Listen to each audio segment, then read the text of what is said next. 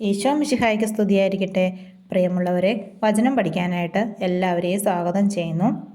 ഈ ആഴ്ച പഠിച്ചുകൊണ്ടിരിക്കുന്ന വചനങ്ങൾ നമുക്കൊന്നുകൂടി ആവർത്തിച്ച് പഠിക്കാം. നിയമാവർത്തനം 4:7. നാം വിളിച്ചപേക്ഷിക്കുമ്പോഴൊക്കെ നമ്മുടെ ദൈവമായ കർത്താവ് നമുക്ക് സമീപസ്ഥനായിരിക്കുന്നത് പോലെ ദൈവം ഇത്ര അടുത്തുള്ള വേറെ ഏത് ശ്രേഷ്ഠ ജനതയാണുള്ളത്?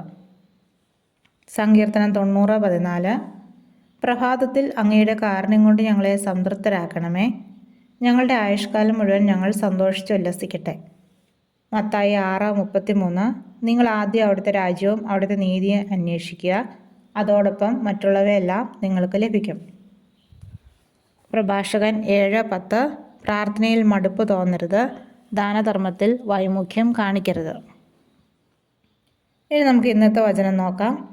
അപ്പസ്തോല പ്രവർത്തനങ്ങൾ 16:31. കർത്താവായ യേശുവിൽ വിശ്വസിക്കുക, നീയും നിന്റെ കുടുംബവും രക്ഷ പ്രാപിക്കും. ഈ വചനം നമുക്ക് 3 പ്രാവശ്യം ഏറ്റുപറഞ്ഞ് പഠിക്കാം. അപ്പസ്തോല പ്രവർത്തനങ്ങൾ 16:31.